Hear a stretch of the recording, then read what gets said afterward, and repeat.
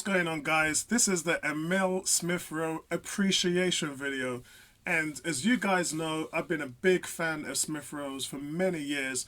In pre-season 2018, he lit it up. I know Nketiah lit up 2019 when he couldn't stop scoring.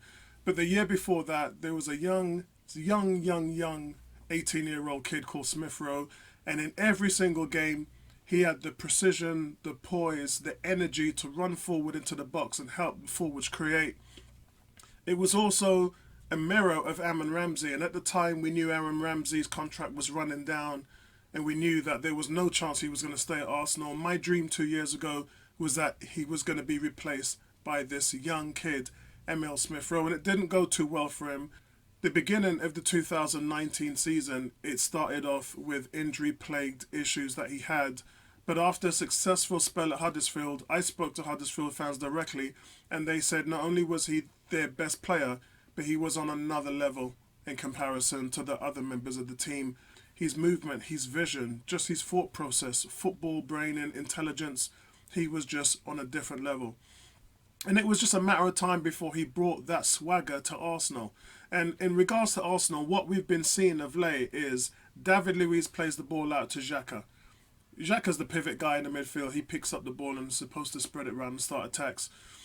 But then Xhaka passes it back to David Luiz. David Luiz passes it back to Xhaka, and Xhaka plays it sideways.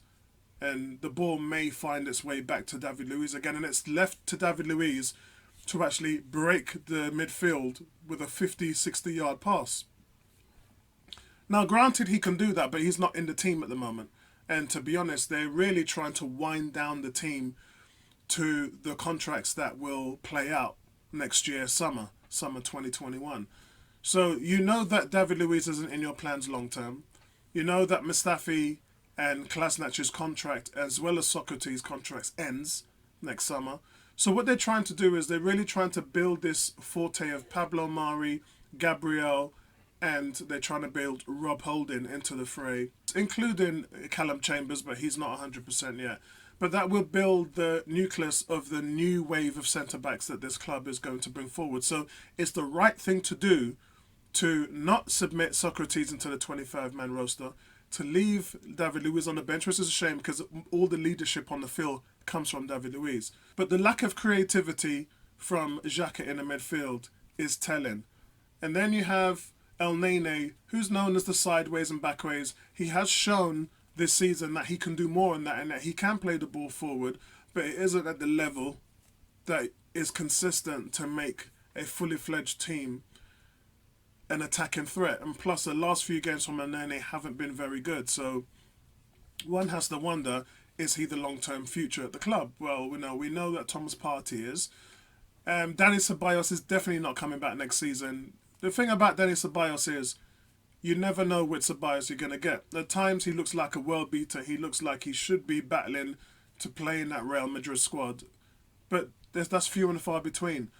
The majority of times where you see him, he just disappears in games and he's just fully not committed himself to the fore. It's supposed to be a box-to-box midfielder. And as I said, sometimes he looks really great in that role. Other times, he really doesn't. And remember, guys, one thing you have to understand is that front three behind the striker, which we currently have Martinelli, Saka and Smith Rowe, that's where Ceballos is supposed to be playing.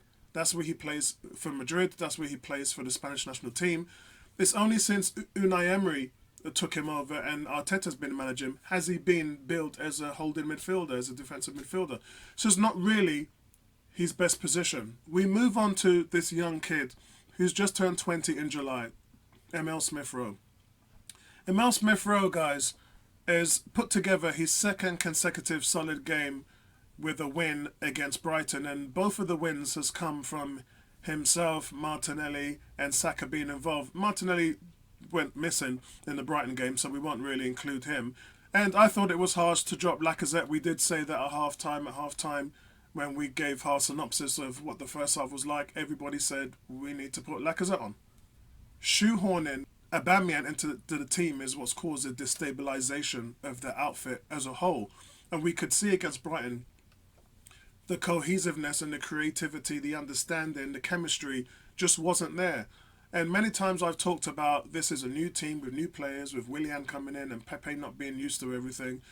But the likes of Saka and the likes of Reece Nelson, Nketiah and Smith Rowe, they've been playing together since they were toddlers. They've been playing together since they were 10 years old. So it's telling that when they're on the field, they have a different understanding of each other's whereabouts, movement, and how they're going to impose themselves on other teams. And it just seems to be when the younger players are there, we just have that extra step and that extra energy. And you can impose yourself on teams to disrupt their play because you have the energy to do so. These guys never stop running. Even though Martinelli never played well against Brighton, he still ran his socks off and was backtracking and was trying to close down play with the effort that he was bringing. So with Smith Rowe, guys, we're on a different level with this kid. With Smith Rowe, he looks to orchestrate every attack. It's excellent movement off the ball, his great first touch, and he's running into the box. He can create chances, he can go by defenders, he can take them on. When you see other players like Jack Grealish who have made a living off that, it's clear that it's very important that these players are massive to their teams and their outfits. A trio of Smith Rowe, Saka, Martinelli has been instrumental to change the fortunes of Arteta. It wasn't very long ago that Arteta was fearing for his job. And in comes these kids who practically saved his job. And the only way that you can reward these players, guys, is to keep on playing them. Drive this truck until the wheels fall off. And that's the only real thing that you can do.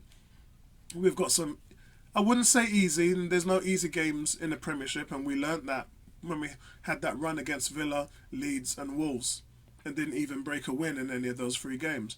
So you can't really take anything for granted. But these are games that we should be doing well at. And I think these trio leading the charge with Lacazette, not Aubameyang, I think is something that we can depend on for the future. Because our biggest creative problem is the slow build-up play, the speed of thought, the intelligence and the movement. And these kids, they give you all of that. Now, many might say, is this player better than that? It's the Ozil effect.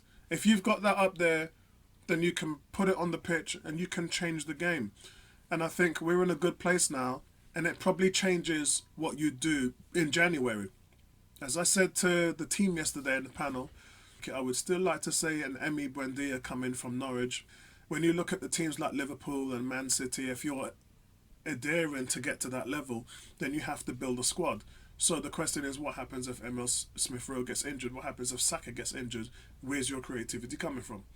So you do need players that you're going to build that kind of fortune. I mean, look at Man City right now. Man City, they've got all these creative players, but what happens when De Bruyne doesn't play? Last season, they had David Villa. This season, they don't have him. So it's considered a weakness now. Yeah, we've seen Aguero having so many games injured like he has over the last few years. And now they're having to depend on Gabriel Jesus. And say what you will, but that's not going too well for the player at the moment. But with Arsenal, you have to continue to build in that reign. That you've literally nearly have to build a second squad. And that's where the kids come in. And right now, they're outshining the veteran players. And with the veteran players like Willian, the only option you have is if you don't need him anymore, then you've got to loan him out. Yeah, you got yourself into that problems and to that issue, and you have to be honest with him. You got to be honest with yourself as a manager, and I'm talking about Edu and Arteta here. And you've got to say, well, bro, look, we tried it and it ain't working out. We played you for 12 games. 11 of those games you generated just 1 shot on target. That tells us that you're not as committed in your game as we thought you was. If these young players can come in just 1 or 2 games, create more chances, have more shots, and impose themselves on teams in a much better and much more authoritarian way, then you don't really need the likes of Willian. And you probably can talk about Pepe as well. I mean, the emergence of Saka, playing Saka on the right. Let's understand this, guys. They're playing Saka on the right. And if you're playing your best creator there, and let's face it, he had an assist yesterday, but when he was on the other side, he could have had an assist playing on the left. It was Aubameyang that ran into the middle and got his foot to it, and goalkeeper made a great save. Sanchez, he made a great save. Otherwise, it would have been 2-0 yesterday, and it would have been 2 assists for Saka. When you're a player that's given that much on the pitch, I think that Pepe's time as an Arsenal player is probably up. If Arteta likes Saka on the right, then you're going to have to do something with Pepe. It's just the way it is, guys. Listen, anyway, thanks for supporting the channel, everybody. And not a game now until the weekend, until Saturday. So a couple of more videos are going to be going up. And don't forget, we got our Friday Premier League show at 10 o'clock. So listen, stick with it, guys. Thanks for supporting the channel. I'll speak to you guys in the next one. Peace out. Right back at you.